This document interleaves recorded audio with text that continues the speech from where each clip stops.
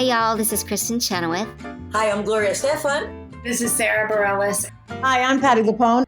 This is Lin-Manuel Miranda. You're listening to the Broadway Podcast Network.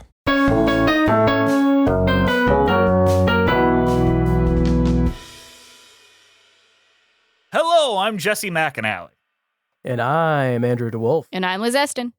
And welcome to Musicals with Cheese, a podcast where I try to get Andrew and Liz to like musical theater. Andrew. Yeah? I've got this book I need to read to you. Oh, yeah? What's it about? Is it about that guy with the glasses site forums? It's about these two people. Let's call them Drew and Jay. And they met on a website called That Guy with the Glasses Forums. And they fell in love, but then they stopped talking. And then a bunch of years later, they made a podcast, and it was slightly popular in a very niche area. And I would say it's 6 people's favorite thing. Hang on, this sounds really familiar. I feel like... Wait, Jess? No, you remember me! Hey, it's me! Let's die in each other's arms, baby! Wait, are we recording right now? Yes! Is this the podcast? Yes, you remember! You remember the podcast! Wait, you're not the nostalgia critic. Get away from me. Oh, no, we have to sedate him. Oh, no! He's having a duck water. Get away from me! It's okay, Mr. Andrew. We'll get you to a safe space. I'm the nostalgic. Wow. You know, this is quality content people have been listening to for 5 years. This week, in case you haven't picked up what we're throwing down, we're real critics over here. We are talking about the newly released Broadway musical, The Notebook. Cue the music. Look at this dress. It was my favorite because my mother hated it so much. So I'll give it to my daughter, and she'll give it to her daughter. It's a piece of me that they can touch when I'm gone. Time. It never was mine. But you know what is the sky, red morning light, and that is why we fight. So The Notebook is a musical written by Becca Brunstetter with music and lyrics by Ingrid Michaelson based on Nicholas Sparks' novel, The Notebook. The musical opened on Broadway on March 14, 2024 at the Gerald Schoenfeld Theater. Now here is the press release plot synopsis per Playbill.com. Relive the romance! Beginning with a whirlwind summer romance, the decades-long love story between a mill worker named Noah and a privileged debutante named Allie spans a lifetime, in spite of the differences that threaten to pull them apart. All right, I would like to dub this episode, Just Got Andrew to Watch The Notebook, ha ha ha ha ha. Who would have thunk? I did it. I watched The Notebook, and I didn't even have a masculine breakdown. Yeah, an absolute anxiety attack on my masculinity. Okay. Oh, God damn it. I have a story to tell, and it's not related to any of this, but it is fresh in my mind, and it is related to toxic masculinity and musical theater. Feel free to cut this if you want, Andrew. But last night, I saw Mamma Mia live. Truly, one of the rudest audience experiences I've ever seen, and I've never seen ushers have to yell at, kick out, and remove so many people. Let me be clear. What? At Mamma Mia? At Mamma Mia. Let me be clear. Most of them were very inebriated boomer women just trying to have a good time. But there was one that I need to talk about. There is one person I need to highlight. Because we know my history with Mamma Mia. It's a fine, fun show, but also not really my thing. But I showed up. Especially now that you can't drink. Yeah, now that I can't. I think I would have had a blast. Okay, so credit to the Fisher Theater. They have this incredible thing where they have QR codes on the back of the seats in front of you, and they will bring drinks to your face. Oh, fuck. That's perfect. That's for Mamma Mia. incredible. It is incredible. But there was someone behind me, and I am surrounded on all sides, like directly, with young people around my age, women wearing feather boas, wanting to have a good fucking time. And that's the energy. But then directly behind the woman next to me, there was a man younger than us, Andrew. Let's say he's about 22, 23. And he went with his grandmother of all people, because that ain't his mom and it's not his girlfriend, so it's definitely his grandmother. I mean, it could be his girlfriend. We don't know. But He had been on the Brain Cell subreddit so long, and I think his social acumen is below dinosaur bones, because throughout the show, in full voice, calling the women and characters in the show whores and sluts. And Have you heard of Mamma Mia before? yeah, have you? Do you know what the plot is? and very much alt-right kind of bullshit and slurs mixed in every now and then, because there were people of colors Oh, Jesus. mixed in. Excellent. And everyone is just like, shut the fuck up, please tell him to shut up. And they refused to act like anyone said anything, and they just kept going. At one point, the girl next to me in the middle of Act 1 ran out and told someone nothing got done. Act 2, he knew he was getting kicked, or like in intermission, he knew he was getting kicked out and hid from the ushers, hoping that he could sneak back in the middle of Act 2. And then he started screaming, everyone's a fucking idiot, and was taken out of the show by not an usher, what looked to be the manager of this theater. And truly, that mixed with all the drunken women standing up and screaming during the middle of songs and scenes, one of the most insane nights at the theater I've ever had. This was a weekday? This was Tuesday night, press night for the Mamma Mia Okay. in Detroit. This is your press review. There you Wow. go. Amazing. That is as relevant as most Ben Brantley reviews to the actual content in the show. My review of Mamma Mia. There was this guy behind me. Credit to the entire wonderful cast of Mamma Mia. Y'all did great with the circumstances you were in. Fantastic. Now back to the Notebook. Incels beware. This show makes some choices. This show's about a bunch of cucks. There's so much cucking, guys. Yeah, It's so much cucking.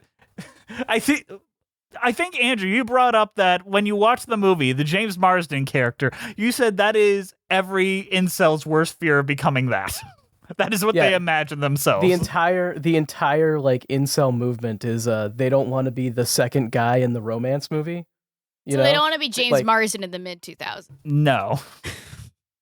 Because he was that guy like 5 times. Yeah, he also and then he signed a few started things sitting- he shouldn't have. Doesn't he start sitting next to Sonic in Cars or something? Like Sonic and Russell Brand. Yeah. Then he was in that Amazon show, Jury Duty. Which And he had a career resurgence from that. Yeah. So the Notebook. The way we did this, there are no bootlegs for this, but there is a cast album and there is a movie, and I figured I show them the movie, listen to the cast album, explain a bunch of stuff in the show. That's going to be their version of the experience, and it's going to be a lot of people's versions of experiencing the Notebook until it starts touring and all that. So I want to go in with that caveat. We have not sat down and seen this show, nor are we going to act like this is a full interpretation of the story based on that. So don't think that that's the case or that this is a representative piece of that. I want to talk a lot about this year's Broadway season, the review culture, and all that. And I also want to hear what Liz and Andrew thought of the Notebook. So,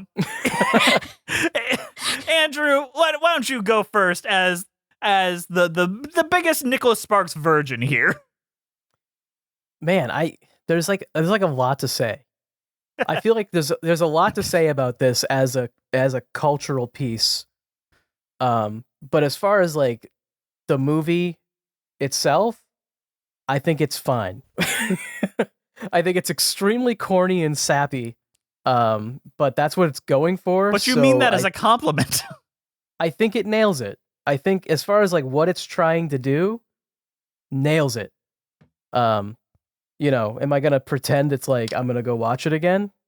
No, I'm not. So your girlfriend asks you, and you're like, yeah. Like, did you watch it with Becca, sure. or was it just by yourself? I watched it by myself. Like I do all things. Oh, The Cats movie and Christmas Day on the theaters by yourself. I can't believe there's not more like fan art of me in like a New Year's hat sitting by myself in a theater watching Cats. Yeah. Yes, I did make him go alone. man, I saw Wonka alone in the middle of the day. So I make you guys do wonderful things. Now, Liz, this was your first time watching The Notebook, the iconic Nicholas Sparks movie, but not your first Nick Sparks movie. No. Go listen to our Nick Sparks episode 1,000 years ago that we did for that. But what'd you think? I liked it. It was like I knew enough about it that I knew it was gonna happen in like the famous scenes, but like it's perfect Nicholas Sparks cheese, like weird jingoism, random cucking, characters that are very poorly defined, but they just in love with each other because they can, but they still fight all the time, but they still love each other and they shouldn't be together, but it's fine because love. No, I like the movie. It's enjoyable. The musical is weird from what I can gauge with the way we covered it. Yeah. It makes some choices with the narrative it's been given. Mm-hmm. So the biggest narrative choices, like actual plot changes, are the big one is they move the time period up to match like today. So instead of him being fighting in World War II, he is now fighting in Vietnam because time passes and life is terrible. So that is an interesting way, and it brings Noah home in a much darker kind of state. And like doing that one change alone changes the context for which he comes home in, which I think is an interesting change. They also removed the depth from Allie's parents, and now they're just kind of evil bad guys that don't marry that mill worker, that peon. Oh. He's a poor. They were pretty close to being that in the movie in the first place. No, They have that one scene with the mom. Yeah, the mom had a backstory. That is why she didn't want him to date the mill worker. Yeah. She's like, I gave up my dream of marrying a poor, so you need to as well. Yeah. Sometimes I come down here just to watch the poors and dream of what it would be like to be with them. And it's worth noting, this is based, quote unquote, on the book by Nicholas Sparks, but I've not read the book, but I have listened to Nicholas Sparks' commentary on the film, and he basically says, man, most of the stuff in this movie was like one sentence in my book. Like, I think it looks great here. Like, the war scene, like, that was like one sentence. Like, I didn't dive into that. It's just like, he went to war and came back. There was way too much budget on that. Yeah. What's all the budget? They had like a bombing run or something. Like, he didn't have to do that. Was his friend made up then? If that was one sentence in the book, like, did that friend even exist in the book? I think it's like a footnote, because really the focus is entirely on the love and romance between him and Allie and the sexcapades. In fact, it's still up for debate whether or not they die at the end of the book. There's a TikTok going around where they're like, I don't think they died, because it just says that she starts taking off his shirt and then he felt like heaven. It sounds like they just fucked. Yeah, I mean, I think that the sappier ending for the movie where they hold hands and die, though, is what the audience wants. Yeah, but you have opinions on that, too, especially in comparison to how the movie and the musical handles that, and I'd love you to elaborate on that. Yeah, I just have thoughts. I don't even know if I have a fully fledged opinions. That's just fine. Thoughts. It's for debate. We're a podcast. We're here for thoughts. So I just think it's very interesting. It focuses very heavily on, like, their life before they are allowed to be in love, and then flash forward to basically them being dead. Like, it's like the only two parts of your life that matter are when you start being in love, and then does that love end with you dying, like holding hands. you know, and it's like it's I feel like it's a weird cultural thing. I feel like that's what we put importance on. What I'm wondering is like where's all that middle period, you know? What happens after they get married, and like are they happy? You know? That's a question, and you know, I hate comparing this because I don't like this movie. I mean, that's essentially what Up says, because Up focuses on the start of their relationship and on the end of their relationship, and the question is, was it all worth it? And then the answer is yes, for all the boring, mundane stuff that we were happy through, which is the answer to that movie. It's like the only parts of that movie that work, and I feel like this also, I don't know if it makes it worse or makes it more convoluted in the musical, where it makes the very baffling choice of in making their 3 variations of Allie and Noah. Yeah. One thing I noticed with the musical on this point Yes. is that there seems to be a more, because of the songs, there's like songs that are very focused on the like we don't have an infinite time, like we're gonna be dead soon aspect of it. Yes. You know? There's like multiple songs where they kind of dwell on that theme. So that's where I kind of get this idea of like the musical seems more interested in the idea of death than it is in the idea of love. Well, let's dive into the composer for a second, Ingrid Michaelson. When I say that name, does it mean anything to either of you? Yeah. I listen to her covers periodically. Andrew, nothing? Not to me, no. I like her. I think she's pretty neat. She's relatively young. She came onto my viewfinder when she took over the role of Sonia in the Broadway production of Natasha Pierre and the Great Comet of 1812, which kind of got her first start in Broadway, and then she started doing more work in relation to all that, and led to The Notebook. I think she's a perfect choice for this musical, but also a lot of the songs sound the same, which makes it hard to differentiate between them. They have a lot of sappy pop songs. Yes. Which I think, honestly, my opinion, it's fine. Because The Notebook is a sappy pop property. Yes. And I think that, I actually think when I first heard about this, I'm like, that is fucking perfect. In theory. In execution, every song sounds like it. It's the same problem I have with Finding Neverland, where there's not a single problem with any individual song. But put together as a conglomerate, as a collective, all of the songs want to be the most epic song. I can see that argument where it's like, because they're all the same, you kind of can't, you don't have, they're like competing with each other instead of working together. Mm-hmm. And there's songs that conceptually I think are great and brilliant. Like when Allie is dealing with, spoilers for The Notebook, the movie that everyone knows that so much that even the musical doesn't try to hide the twist anymore. Where the other Allies are trying to bring back the memories of older Allie saying, I'm still in here. Conceptually, that's like a Sondheimian idea, and it just sounds the same as Allie being in love, you know? Yeah. I got the vibe from it that was like, Ingrid Michaelson heard what Sarah Bareilles did and was like, I want to try, but forgot to make different songs. I would...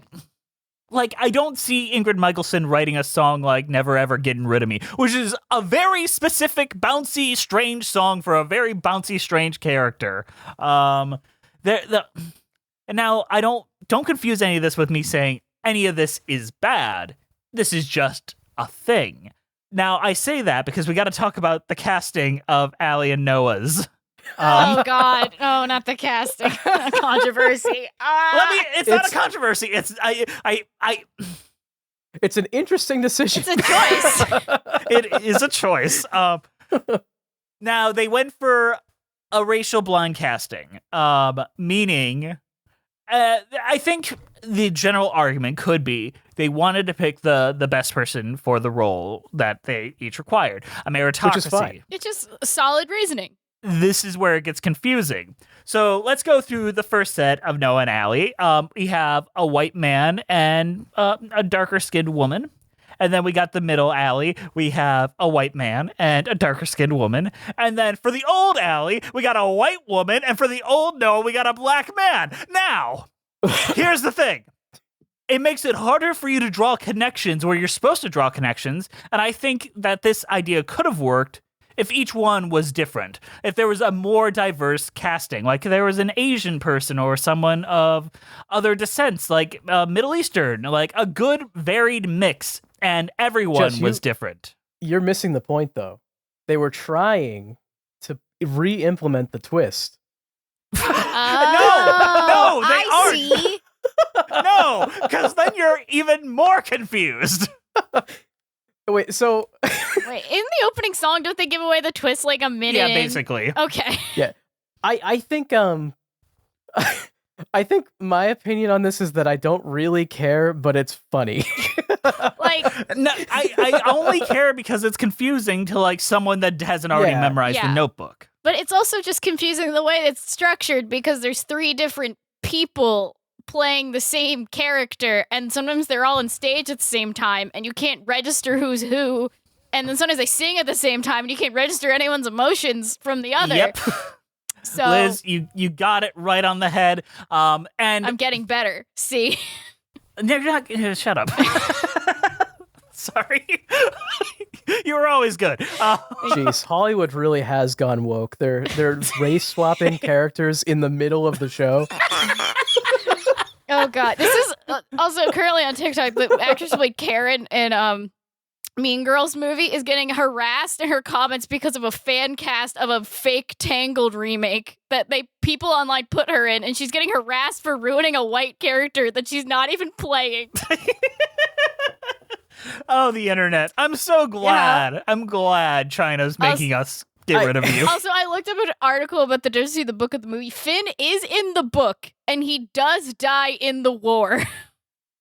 Just 2 sentences, and he died. Bye. Bye. Also, Noah plays a Damn. guitar in the book, but not the movie. So they brought the guitar back for the show.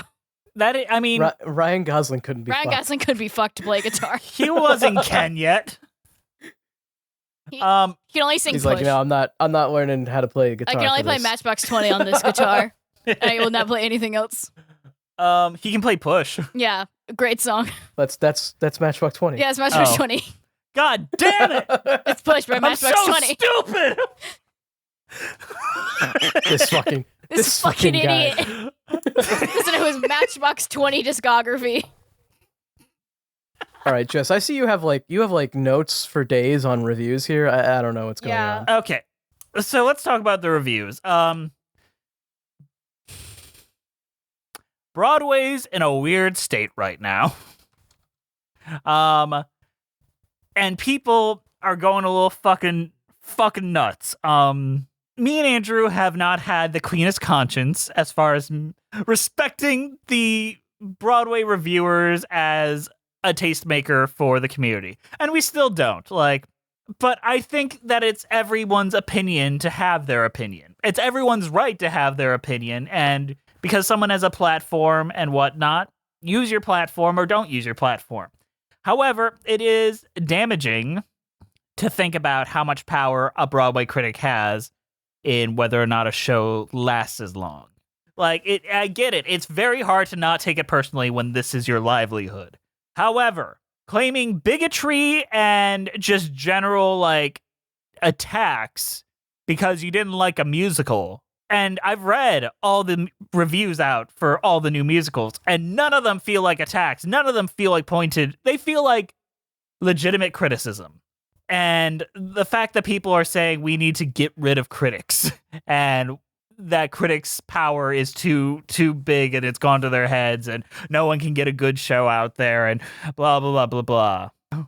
I need examples here because Yeah. I don't want to jump down anybody's throat here, and I don't want to. So you need to give examples. Yes. So this is specifically surrounding the topic of cabaret. So the cabaret revival was a huge success in the West End. Got really good reviews, and then moved to America and got mixed to negative reviews. And other people are saying that it's just not fair. That, hey, this should have been a sure thing. Why didn't it work here? Your opinions are different and it's not fair and all this thing. And I think it's just, we have talked about the difference in taste between West End critics and American critics. Like, when A Strange Loop came to the West End, not as glowing reviews as it got in America. When Hadestown came to the West End, I would say almost vitriolic reviews because they said it was too glum. And I think that people have always hated folks like Ben Brantley, including us. It's just really baffling how the people are saying that it is intentionally trying to break down a show. I do not believe any reviewer has ever intentionally tried to bring down a show, except maybe Michael Riedel with Spider-Man Turn Off the Dark. That is the only case I can think of.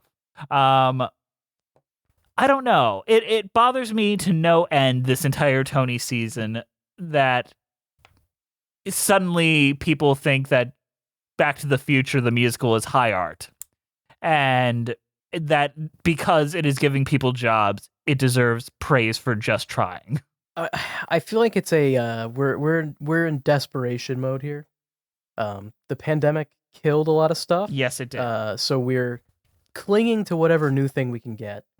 And honestly, it's weird being on this side of it because I do agree with you, but also we were some of the people advocating that we needed more like, blue collar type shows. Things don't need to be so high art all the time and blah, blah, blah, blah, blah.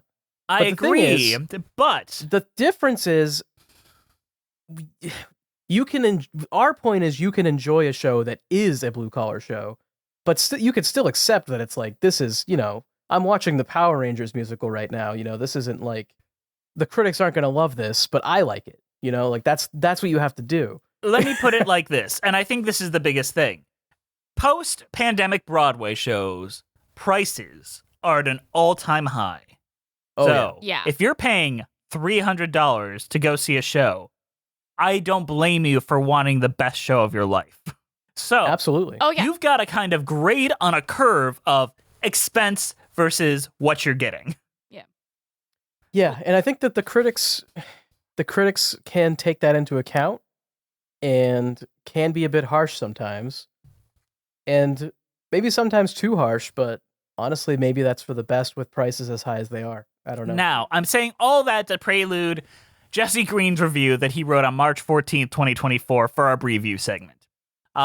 Which I'd say the knives are out a bit, but I don't think any of them are invalid criticisms either. Like Jesse Green is someone out. I'm looking at this headline. Yeah, it's not. He's mad. He's mad. But I don't. He's including the $5 box of tissues $5 box in of the tissues. headline. That's an immediate sign. But that is kind of cringe, though. It's true. Yeah. But let's take a look. Do you want to actually read this, Andrew? Yeah, I can read it. So the headline is The Notebook Review, a musical tearjerker or just all wet. The 2004 Weepy comes to Broadway with songs by Ingrid Michaelson and a $5 box of tissues. Romantic musicals are as personal as romance itself. What makes you sigh and weep may leave the person next to you bored and stony. At The Notebook, I was the person next to you. So he was bored and stony. Okay. You were sniffling even before anything much happened on stage. As the lights came up, an old man dozed while a teenage boy and girl frisked nearby in an unconvincing body of water. A wispy song called Time wafted over the footlights. Time, time, time, time. It was never mine, mine, mine. Yeah, this is one of those songs that's about death that I was discussing. Yes. Okay.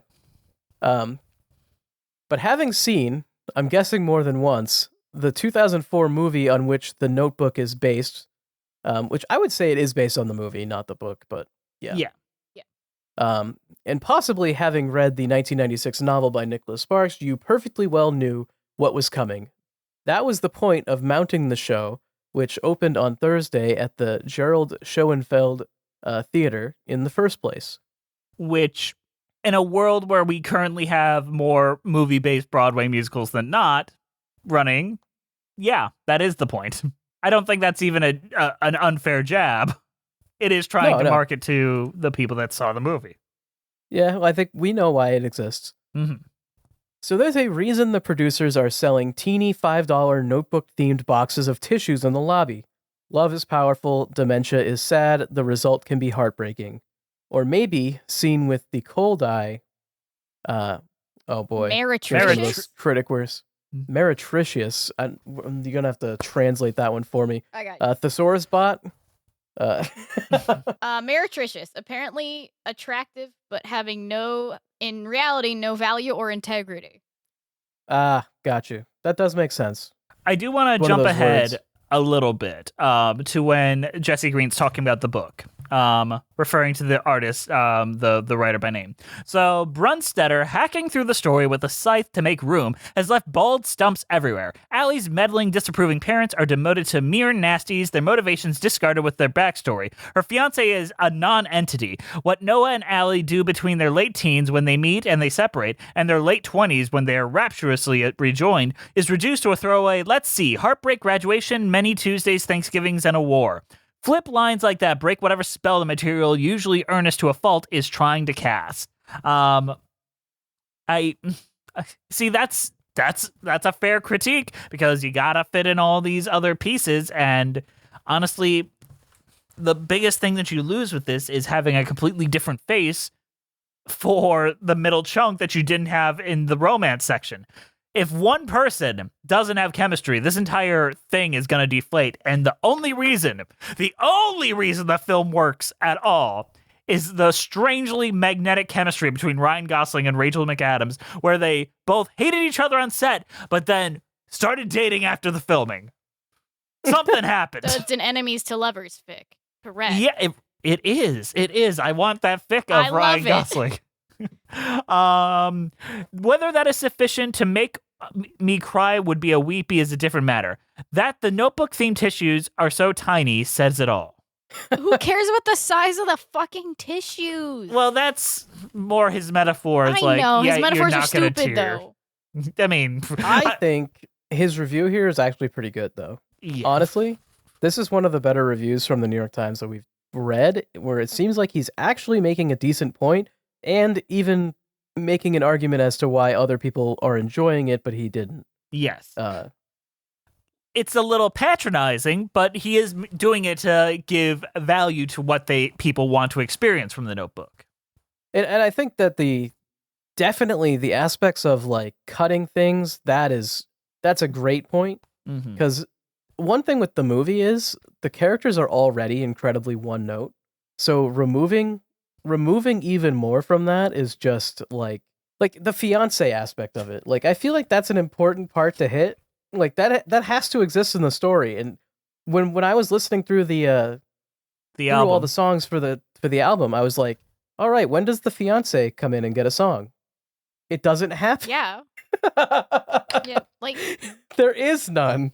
Like the fact that Allie genuinely fell in love with this man in between this epic love story is important to who she is as a character and how she can like just go like it's also like the main ride conflict, her feelings, like... and it's the conflict because Nicholas Sparks movies don't have conflicts; they have love. Well, sometimes they have evil people, but not in this case. Well, I mean, that's a funny point that you bring up because in Nicholas Sparks' commentary for the movie, he brought up that in his first draft of the book that character was more of an evil kind of mean boyfriend, and he sent it off to his editor, and his editor was like, no, if Allie decides to even consider this guy, we think less of Allie and what her own agency. We got to make him a good guy so her choice means more. Which makes it more and no choice is harder. Yeah. So I think having him is a very important part, and making him an entity, a proper character, is also very important. I think within like the pop culture of the Notebook, we've disregarded the fiance a lot because of the epic iconic scenes between Rachel McAdams and Ryan Gosling, and the chemistry and like how they're horny they are and how horny the movie is. Ooh, that makes sense, movie but I is think so that horny. you can't. But we can't You disregard can't him. remove it. And we can't remove it from the narrative in an attempt to let the relationship have more screen time. Like, no. Also, you missed a great opportunity to put in a Cab Calloway type song. About cucking. But once again, I don't think Ingrid Michaelson could stretch herself to have like a kind of pastiche song. Now, that sounds very diminishing, but that's how I feel. I mean, the most I've listened to Ingrid Michaelson is her one cover of Can't Help Falling in Love with You, so I don't know much, but the way she writes music feels very like standard piano pop. But this should have been great. This really should have been a fucking home run, and that's what disappoints me more. Because this felt like the most easy layup for Broadway. It felt like Waitress 2.0. Everyone had the highest hopes for this show. They thought that this was going to be like the one that was going to sell out, and it's not. Let's just say it's not hitting the way that everyone expected it to. And it has stagecraft-wise some neat shit. They got a rain coming down. I think it's neat when there's rain on stage. It's very hard to do that. Also, I think partially the Waitress comparison is apt, but I think with Waitress, it was based off a movie that isn't super well known. It wasn't well known at the time. It still isn't super well known, despite being a multi-million-dollar grossing musical at this point. But like, The Notebook is one of the most iconic movies of 2004. It kind of changed live. It grossed millions of dollars. It won many MTV awards, which is big for the teen market. And like, that's iconic. And it recreating spearheaded a whole genre for a decade. It made Nicholas Sparks movies a genre. It made cheesy romance a thing you put in the theater. Like, that is iconic and groundbreaking. And just trying to put that in a musical feels like trying to stuff way too much in the tiniest little glass bottle and not getting enough in there. Or to quote the angry video game nerd, it's like Come trying on. to shove your dick into a Cheerio. What the fuck? Is that a quote? Yes, he said that. I don't watch Angry Video Game Nerd. It's like trying to stick your dick in a Cheerio. Hey, I got it mostly right. Yeah, you got it. I mean, yeah. Let's go into a mid-show, kids.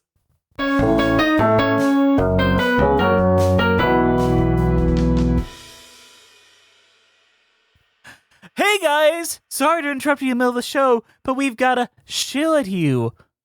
The question is, what do you want? It's not that simple! What do you want? It's not, I don't know. What the fuck?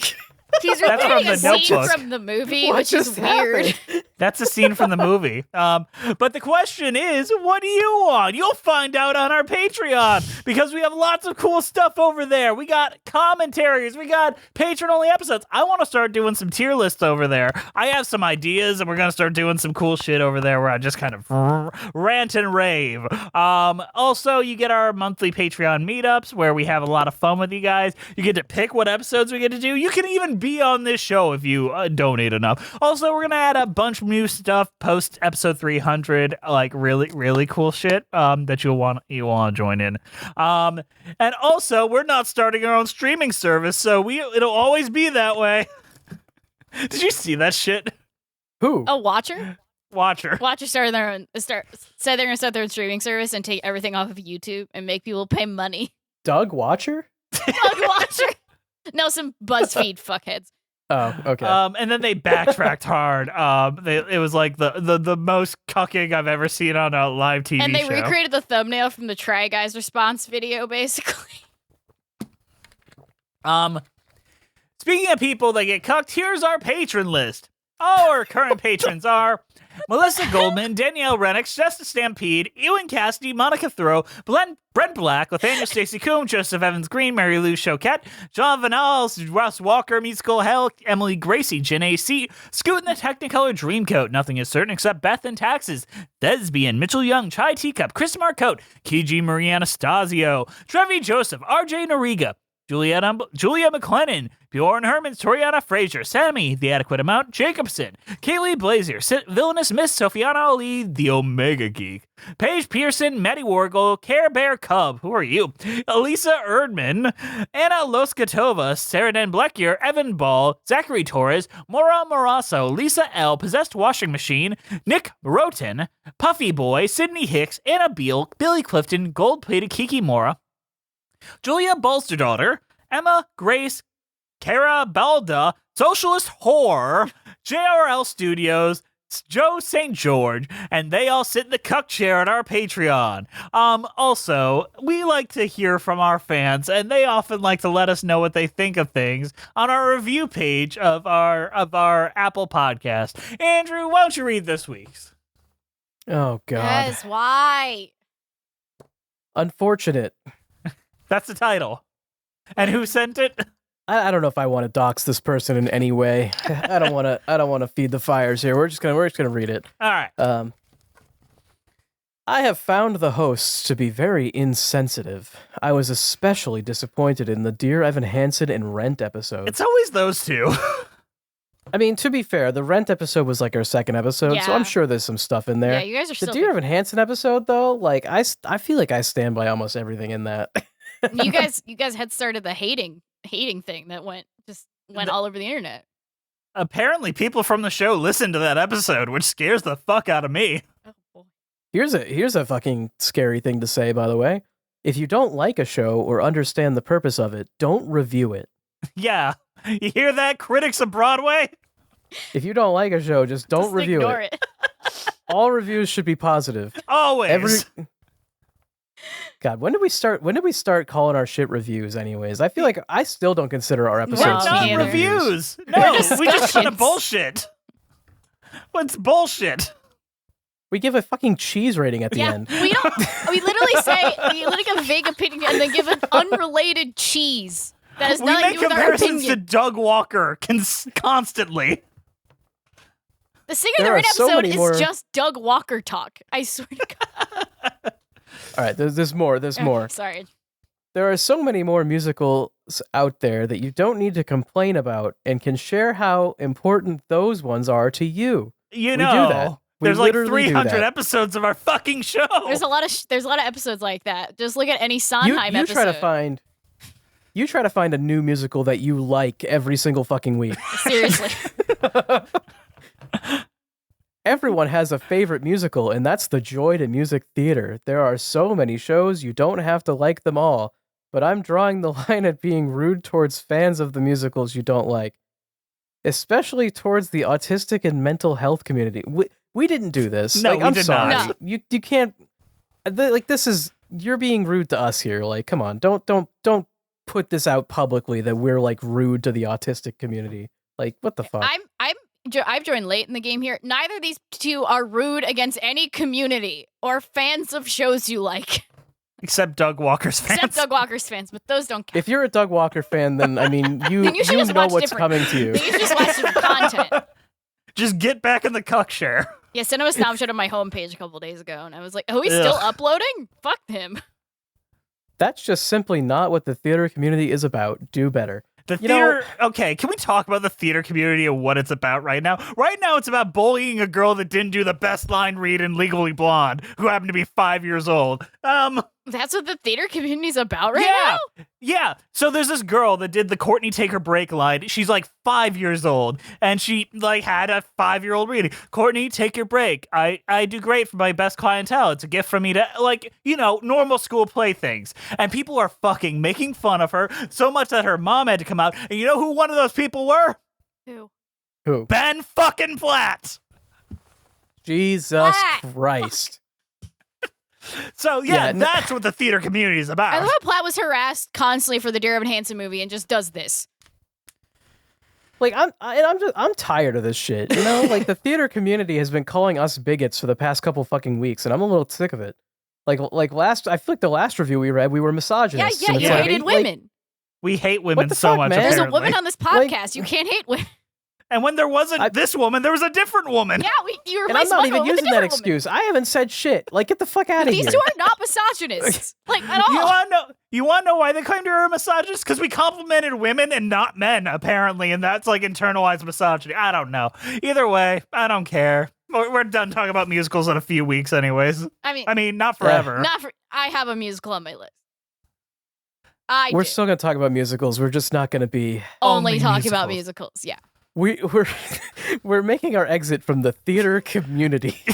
We are bowing out of the theater community. Were we ever even in it, though? I don't think we were. Was this ever part of the theater community? I feel like people resented the fact that it was, if it even was. I feel like that's the only thing I've felt from the theater community is fucking resentment. Yeah. So. Yeah.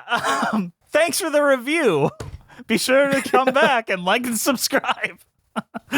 Sorry we didn't love your special boy, dear Evan Hansen. Dear, who is played by Ben Platt, who did a great job. I would like to apologize to the mental health community and the theater community about not liking where's dear your Evan Hansen. ukulele? The toxic gossip train crawling all the way to Ben Platt's house. I know that trend died, but I keep thinking about it. Oh, yeah, 9/11 for ukulele users. Oh, we have to cut that now. Let's get back to the show.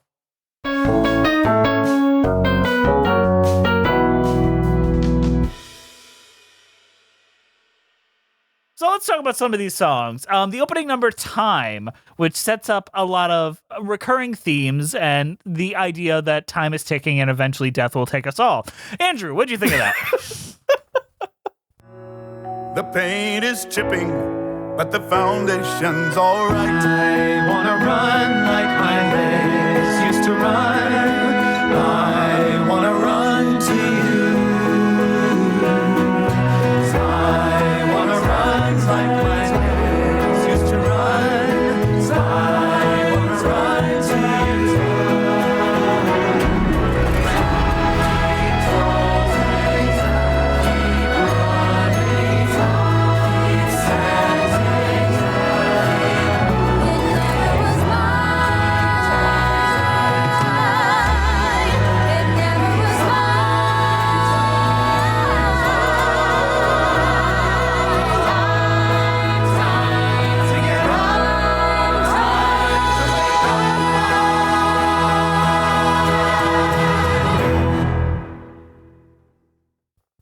I've already said that it's interesting how much this musical wants to focus on the they die at the end aspect and more than like anything else. So this is an interesting opening number, I think. I don't think it's necessarily bad or anything, but I will say the lyric time, it was never mine, is not good, in my opinion. At least not great. I feel like we could have done a little better there. Musically, though, you've already kind of said it. A lot of these sound the same. It's sappy piano pop. It's like if Taylor Swift wrote a musical. Actually, it's better than that. I feel like that's too big of an insult. I wouldn't make that argument. This show doesn't talk about like the 1830s without racist or anything like that. She's never really that down. Yeah, it just talks about the 1970s without racist. I don't know, but according to Pitchfork, Peppa Pig is better. So yeah, I don't know. Time, mine. I think it's a fine song. I think that it says some interesting things once you get through the whole show. Do you want to know the most frustrating part of this album? For me, sure. at least. Yeah. What is this is something that stressed me out about a lot of modern musicals. They all have the same titles as other songs in musical theater. Like, I'd say almost all of them have, like, and it's a problem with specificity in these lyrics. Like, sometimes they're very good at being specific and describing a situation, like when she's singing about him and the table that he must have built. But then you've got songs like Kiss Me, or I Love You More, or If This Is Love, or Sadness and Joy, where it just kind of feels like general lovely platitudes as opposed to, like, specificity, or Carry You Home. All of these things could be just about anything. Forever. There's a fucking Beach Boys song called that. Like, There's like not 80 that songs it's called Forever. yeah, and it makes these very indistinguishable. And I know song titles isn't really something to grade on, but if I'm listening to an album and I want to hear one song, it's not helping me to stand out much. I mean, to be fair, this show does at least have a song called Iron in the Fridge. Yeah, I was going to And say, that's great. I love it. And that is the exception that proves the rule, and it is one of the most effective and specific songs in the entire show, which I think is worth talking about right now. Yeah.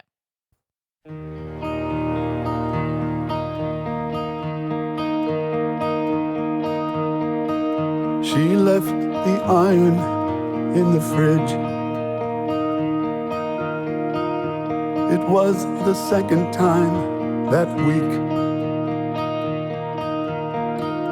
I knew that she was getting worse, and the doctors agreed. But there's so much that we haven't done. It's like we've only just begun. Time moves so fast when you're with the one human who understands you.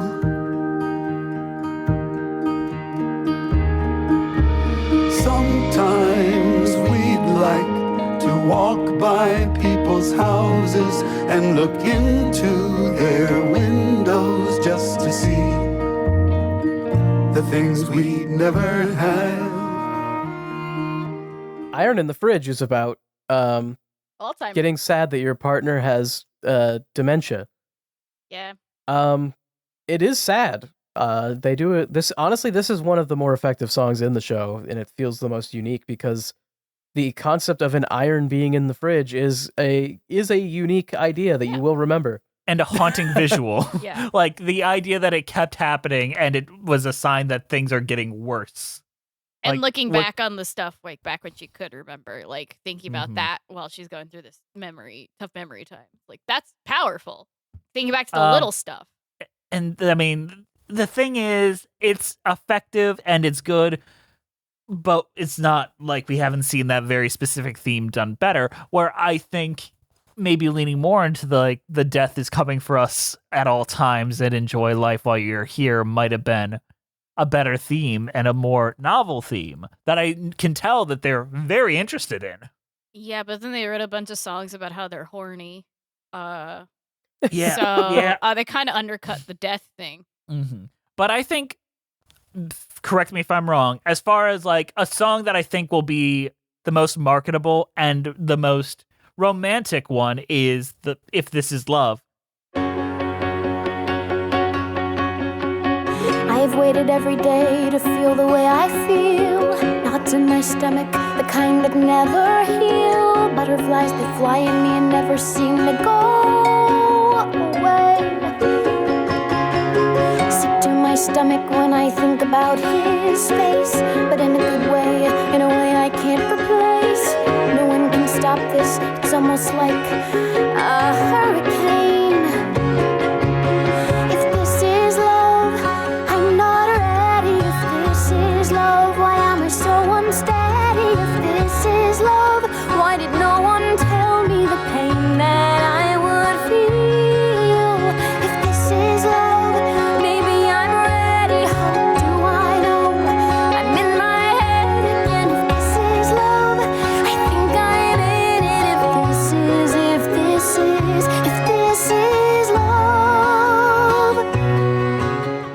Which is the one that Allie sings early on, about, like, and it's the one I can hum. It's the one I like still is in my head. If this is love, I'm not ready. If this is love, why am I so unsteady? Like, that's the one where I'm like, man, they should have had a reprise of this somewhere. Like, this is your main song. This is your title song, baby. Baby. Like, come out in Act 2 with Middle Alley singing this. Or anything. Use themes, please. Or even like have her sing this with the fiance that we don't care about. It literally in this would have musical. been an interesting thing to do. I was just gonna say, if you had them come back and sing it again with the fiance character, that would have been He has a interesting. name, but I don't care to learn it. James Marsden. If this is love, then I don't want it. If this is love, then I... Because that could be like conflicted, like because she's with a new guy. Like there's so many. I think that's the theme of this episode is wasted potential because there's so much potential in the idea of a Notebook musical. I think the Notebook is it's so simple. Like it's so simple that there's a lot of potential there because the only thing that exists in it is the emotions of it. Yes. There's no character motivations outside of whatever the big emotion is. Mm-hmm. You know, Which is it's literally usually like the only motivations the character has is they're horny or they're in love, which are kind of or the they're same. fighting. Or they're fighting. Yeah, like there's no like third thing. Like Noah doesn't have a moment where he's like, "Oh man, I need to improve my career." Like it's My career is fixing this house. He doesn't have a career. He's fixing the house the rest of the show. Yeah. With his dad that's on screen for 2 seconds and dies. He dies. You know who else I think is an important character? We're bringing up the other fiance. It's the lady that Noah would casually fuck. Oh yeah. That Rachel McAdams or Allie meets, and it's not melodrama. It's just like a nice little scene where she gets to meet that person and they get to lay eye to eye. Like, I think that actually is one of those things that adds a little edge, a little interest to Noah, a little more to who he is than guy in love with Allie. It's like, oh shit, he has like needs and he doesn't just sit there waiting for her all day every single day. Yeah. And this musical takes the very, I will give credit, bold idea of removing these people and basically saying they're not characters, they are symbols. And by breaking them into three people, like they are now symbolizing youth, middle age, and elderly, rather than this is Allie, who is our character. There are times when having three variations of a character is very effective. The obvious one is Fun Home, where it's three distinct stories happening at the same time, as opposed to a linear narrative, which I think is a better choice, where everyone kind of feels like they got an even space. And the other one, this is going to be one of the boldest things I will ever say on this podcast. The Cher Show. The Cher Show? What? Yes, with Michaela Stephanie Diamond. J. Block? Stephanie J. Block and Teal Wicks, where they do go chronologically, but they will jump in between it, and you will have a song about the younger version reacting to what's happening to the older version emotionally. Like, there's an incredible sequence in the Cher Show where the youngest Cher, Babe, reacts to old Cher's movie career and sings, and the beat goes on about that and thinking about how that means to her in youthful. It does some really smart things about the younger versions and the older versions playing off of each other that this doesn't really do, except in one song. Well, I am proud to say that I followed my joy, I followed my heart, I lived this one wild life, I ripped it apart, I pushed through the corners with an apology, and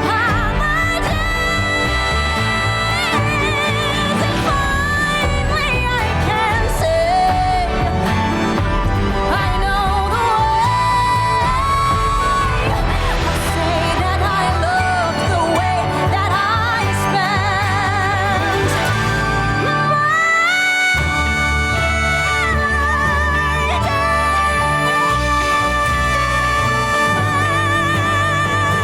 days.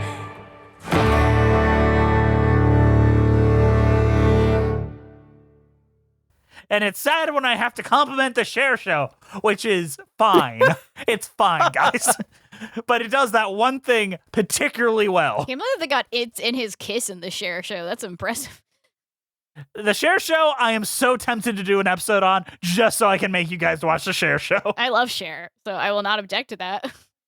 I am indifferent on Cher except for Moonstruck. But speaking of opinions on Cher, what is our overall thoughts on the Notebook musical and our cheese rating? Andrew, why don't you start us off? Yeah. So, do we want to just give thoughts on everything or just everything? Everything. Okay. So as far as the movie I think is good for what it is. I don't know if I would just call it outright good because it's a little bit cheesy and for that, but I think for what it's going for, it nails it. And if you are in the target audience, you have probably already seen it multiple times, so I don't even know why I would need to recommend it to you in any way. So yeah, the musical, I haven't seen the musical. I've only listened to it, so the context for that, maybe seeing it is a different experience. But the music it does all kind of blend together a little bit, and I feel like thematically it doesn't give me what I am looking for from this. I would have liked to see more focus on the love aspects of it and less focus on the dementia/death. I think you're wrong. That you can say that I am interested in stuff about dementia or whatever. I just feel like that's not what I took away from the movie. I felt like in the movie that whole aspect feels more like a framing device than a like important part of the story. Whereas in the musical, it's like everything's building to that. So I don't know. But as far as the cheese rating goes, I'm going to give it and I don't actually know how to pronounce this. I'm going to have to figure this out. It's a Louisiana Lagniappe cheddar cheese. Lagniappe cheddar cheese, which apparently goes very well with crab boil, which is something they eat in the movie. He also drinks a lot of Coronas, if I remember the movie right. Yeah, he does drink. Well, that's because it takes place in 2004, before the coronavirus. Oh, I watched the film recently, and I just remember thinking I would love a Corona right now. Like I was like, that was why I needed the $5 tissue box of the Notebook. Goddamn.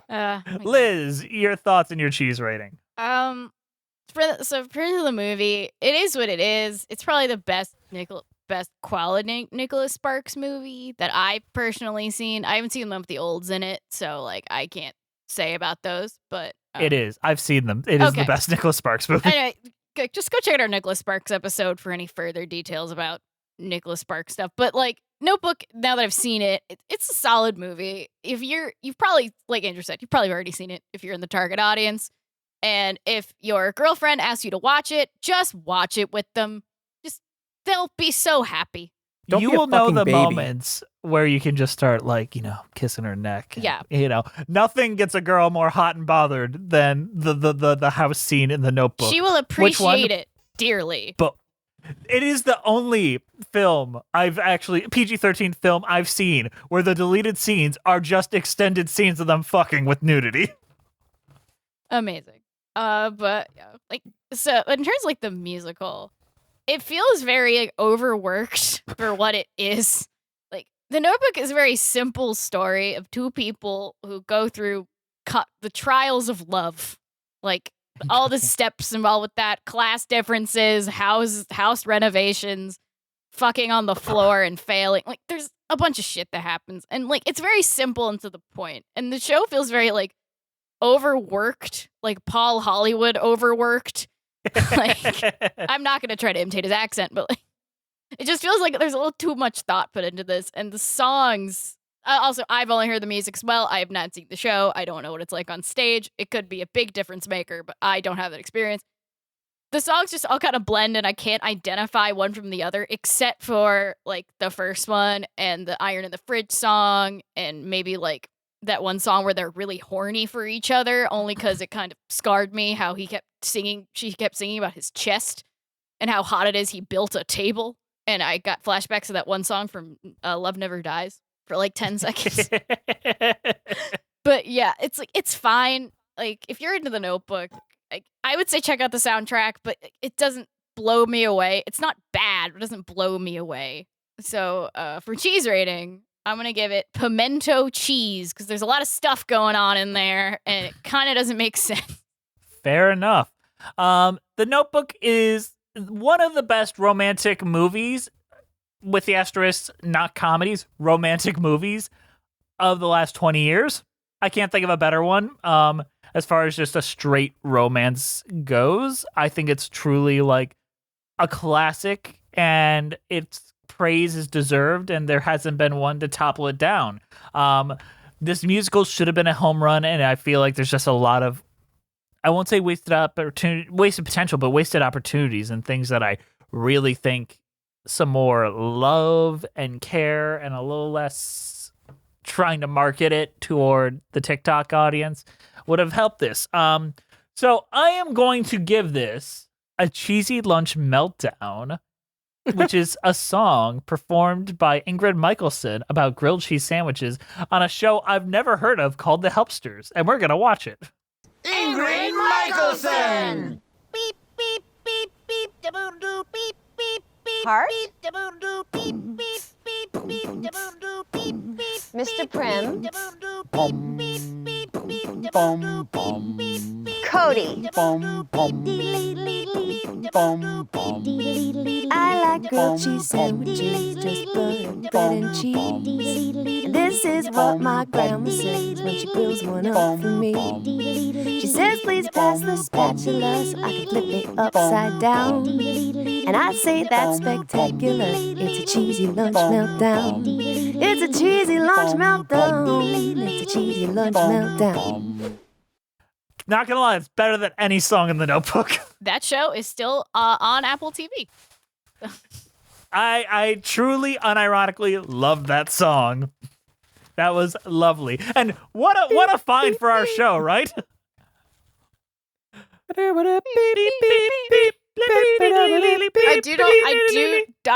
have found it weird that puppet is named Cody, which is a very normal name.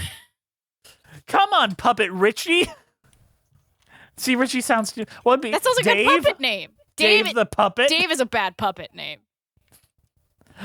Dave Land. Speaking of bad puppet names, thank you guys for watching. We did our Notebook episode. Please follow us on Spotify and iTunes at Musicals with Cheese. We're on Twitter at Cheesy Musicals, Patreon Musicals with Cheese, Instagram Musicals with Cheese, YouTube page Musicals with Cheese, Patreon only podcast Patreon with Cheese, talking about Has Been Hotel. I don't love it. Email us at musicaltheaterlives@gmail.com. Our keeper of the cheese is Juliet Antonio. This show is edited by Andrew DeWolf. Thank you to the Broadway Podcast Network for having us on the platform and not kicking us off, for talking shit about the Broadway establishment. We are ruining the Broadway community. Yep. Yeah. Any other thoughts? We didn't ruin the Broadway community. The Broadway community ruined us. Fuck if you aren't right. Andrew, I have to get you to the Dementia Ward now that you've said that. Where's Doug Walker? All right, we'll see you next time on Musicals with Cheese.